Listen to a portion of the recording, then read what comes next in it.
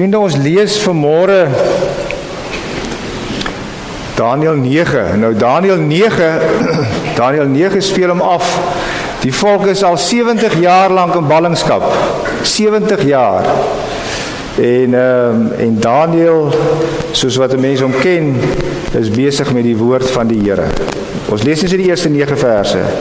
Daar was in die eerste regeringsjaar van Darius is 'n seun van Ahasveros. Dit was in sy eerste regeringsjaar. Hy was van geboorte 'n Medeër, maar ook koning geword oor die Galdeese ryk.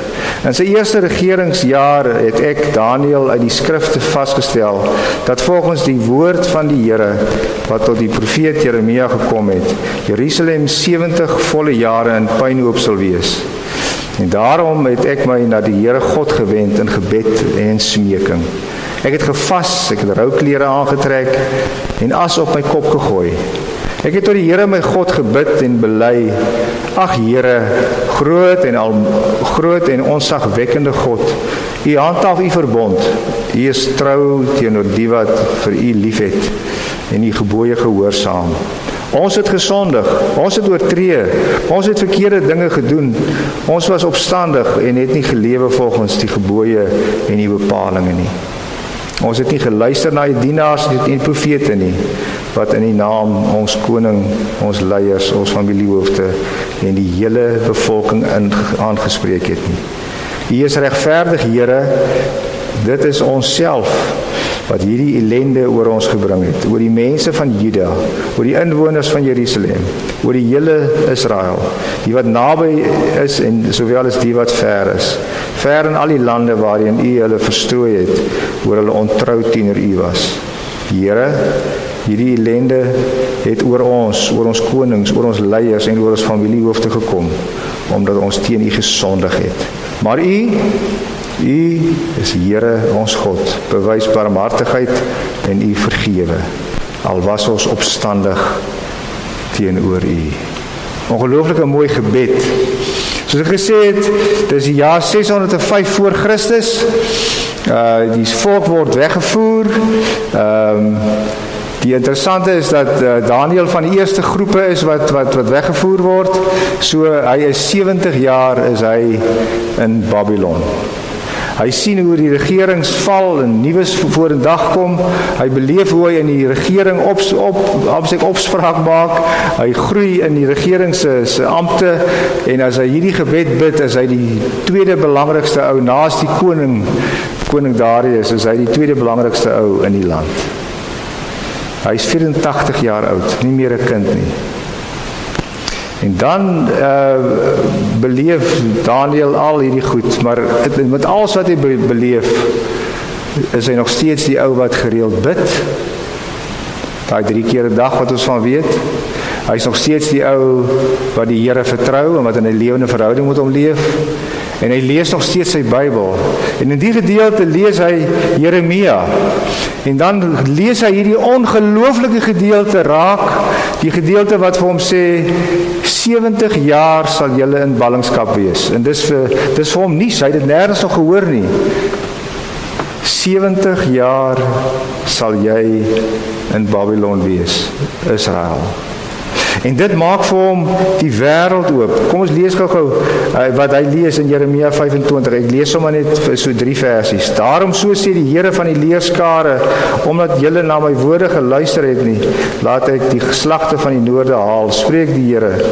En Nebukadneser, die koning van Babel, my dienaar, en ek sal hulle bring voor hierdie land, die inwoners en oor al hierdie nasies rondom, en ek sal hulle met die banvloek tref.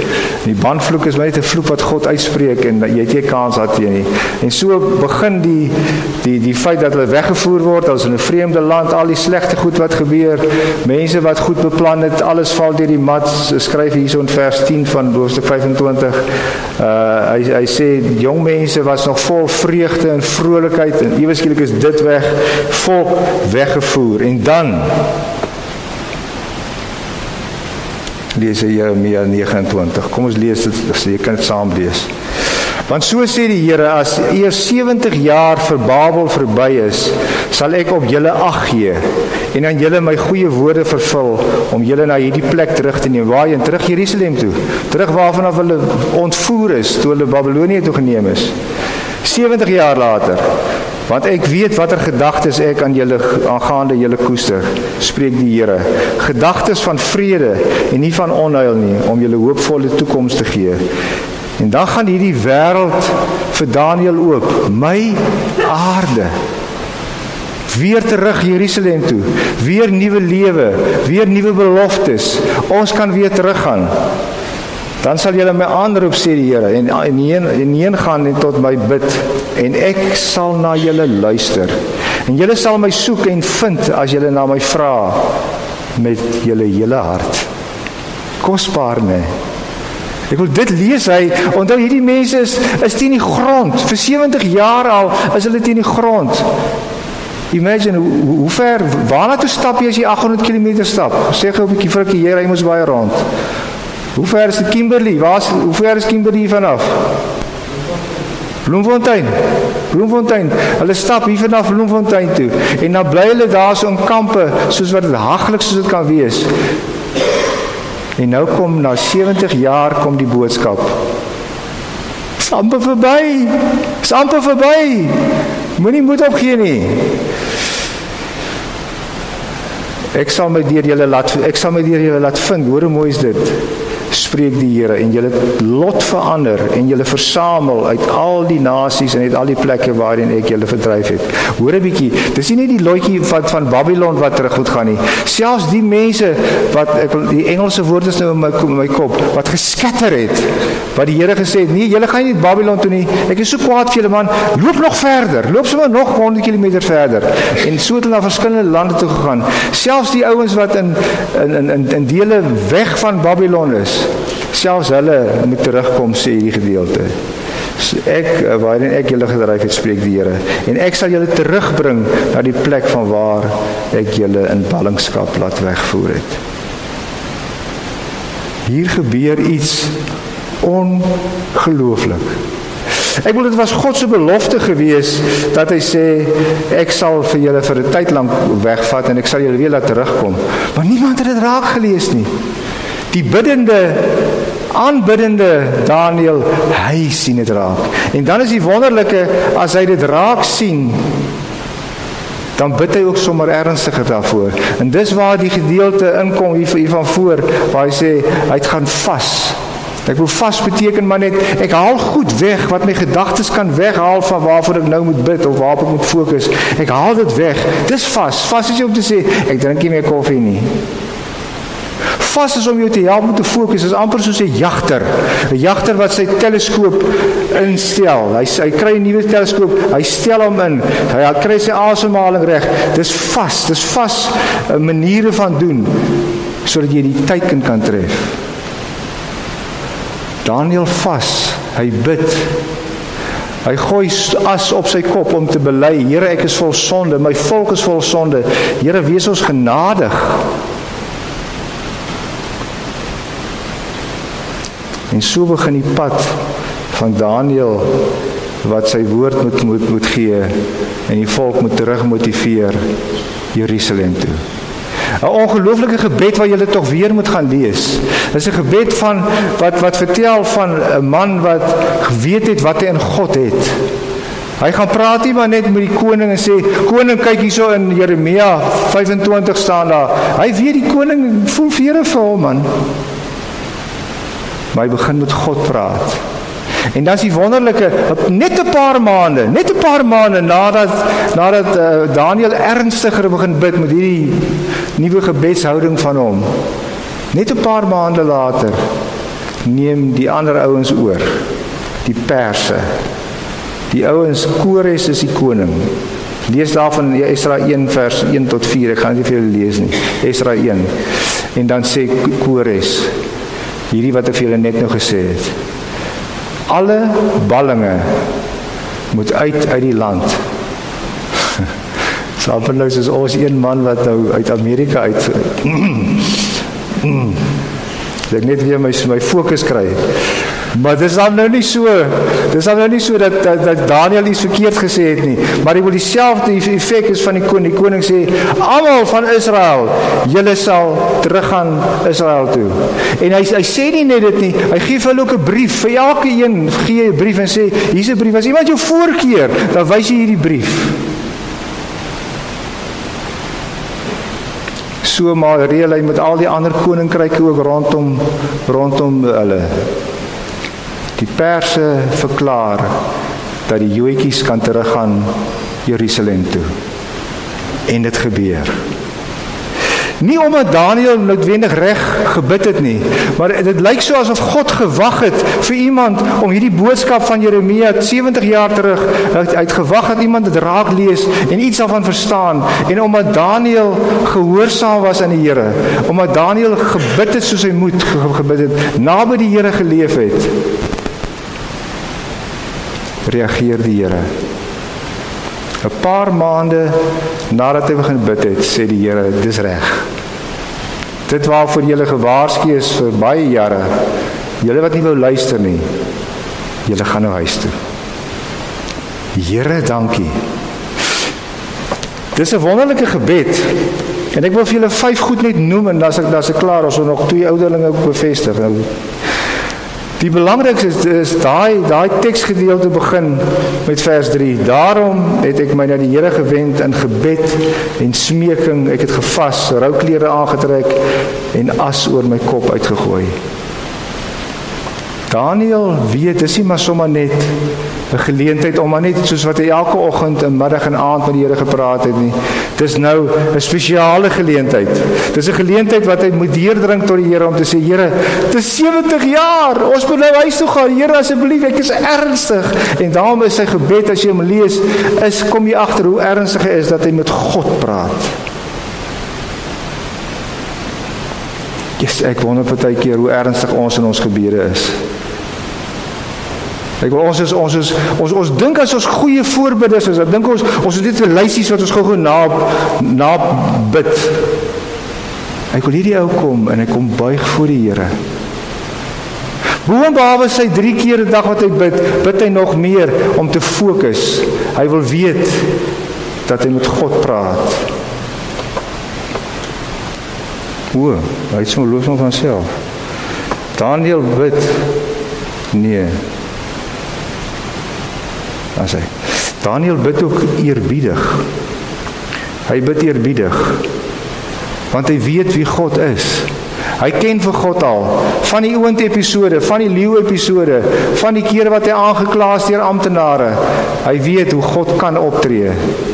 En daarom aanbid hy hom in vers 4. Ag Here, groot en ontzagwekkende God. Heilige God. Ook weer te doen met die feit dat ons moet weet met wie ons praat, in wie se naam ons praat, as ons in gebed is. Vriende, gebed is 'n ernstige storie. Ek wil gebed is nie maar net om 'n paar mooi woordjies te lees en dan jou kop te knik en te sê, nou het ek gebid vir die dag. Gebed is om in die eerste plek te weet, moet weet jy te doen. Moet weet jy te doen.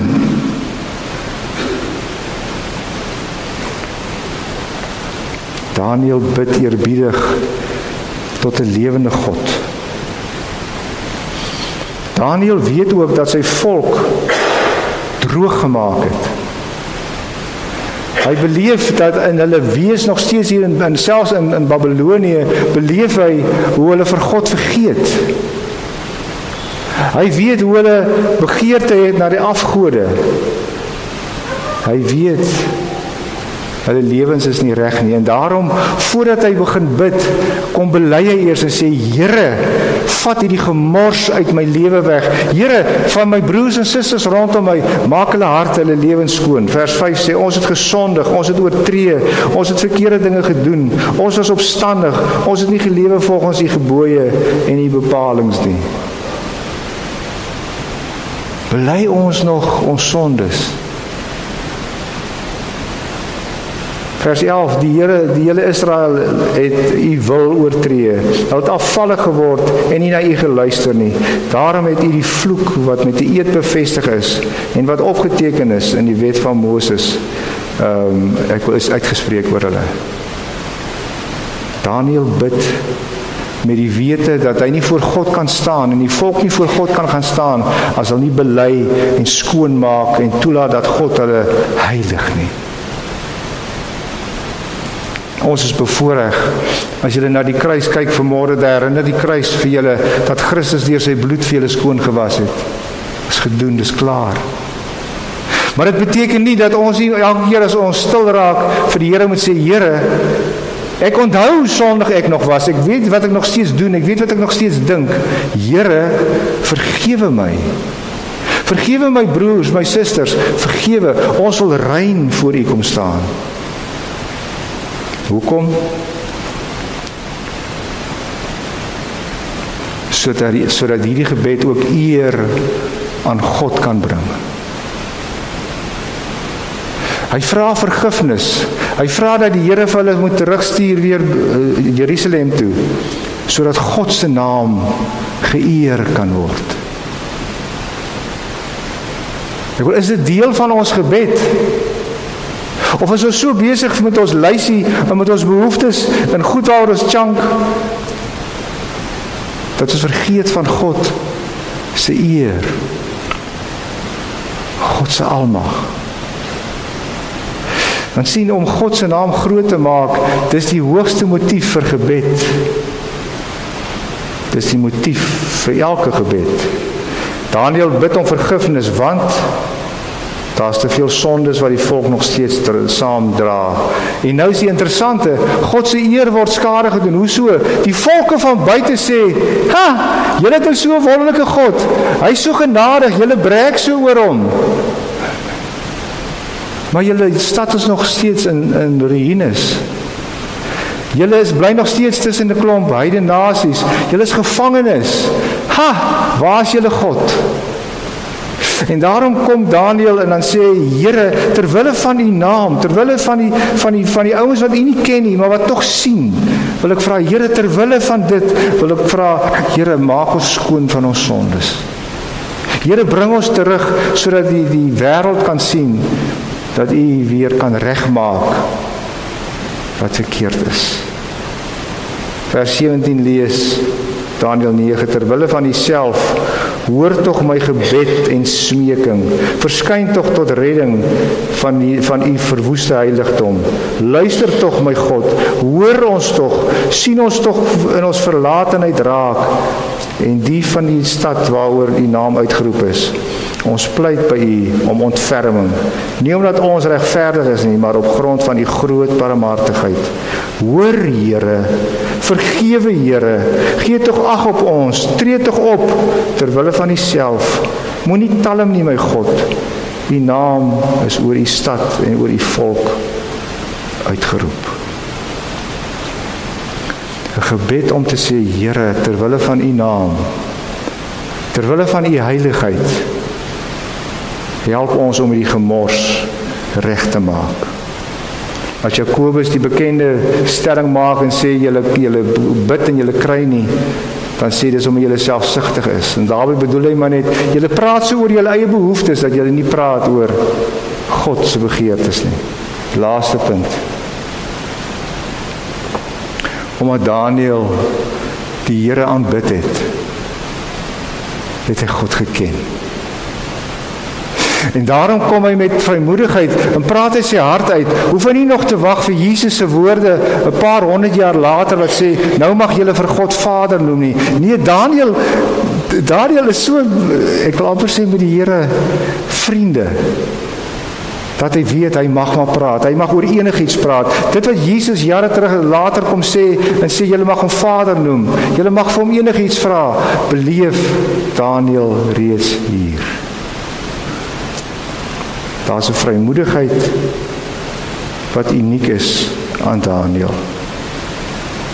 Ek en jy, het ons ook daardie vrymoedigheid? Het jy ook die gemaklikheid om voor die Here te kom lê as dit selfs moet. Jy ook die gemaklikheid om vir die Here te kom sê, Here, ek weet nie wat om te maak met die goed in my lewe nie, ek kom lê net, ek kom pleit by U, ek smeek by U, ek huil by U, maar ek loof en prys U ook as dit moet. Ek maak U naam groot ook as dit moet. Ek bid vir my broers en susters langs my, voor my, agter my, as dit moet. Daniel laat 'n ou voel asof jou geloof maar 'n bietjie eindjiekies is. Maar as 'n mens gaan mooi lees oor hoe Daniel se kop werk, hoe sy geloof werk, hoe sy verhouding met die Here werk, vertel dit vir ons dat ons ook so 'n verhouding met die Here kan hê. Moenie net dink aan jouself nie. Dink aan God se eer. Moenie net dink aan wat jy nodig het nie, dink ook wat ander nodig het. Bid ook volgens God se wil. Wat sy wil? Dat hy moet terugkom. Dat hy ons moet kom haal, sodat ons ook die ewigheid kan ingaan. Dit is die wil waarvoor ons moet bid. Mag u in die lydenstyd, mag u die Here se nabyheid op 'n spesiale manier ook beleef en geniet. Kom ons maak ons oë toe, dan bid ons saam. Ons hemelse Vader, ons het die woorde nie. Dankie vir Daniel. Dankie vir sy geloof in U. Nie geloof in sy geloof nie, maar geloof in U. Here, ek moet bely, ek weet nie of ek die manne moed het wat hy gehad het nie. Maar al wat ek weet is saam met U, is ons in staat tot enigiets. En as U by ons is, sê U, laat U ons nooit uit U hand val nie. Here, hou ons vas, herinner ons aan U sorg en aan U trou. My gebed is nou dat U met ons asseblief in hierdie dag sal wees. Here, dat ons 'n tyd sal vind waar ons sommer net nog so 'n bietjie stil kan raak voor U. Al sit ons maar net so vir 'n paar oomblikke en pyns oor ons verhouding met U. Help ons daarmee. Dankie dat ons gebede ook lewendige woorde is wat tot U spreek. En dat ons kan weet U praat terug as ons net hoor. Here, seën ons in die week. Ons bid dit alles in Jesus se naam. Amen.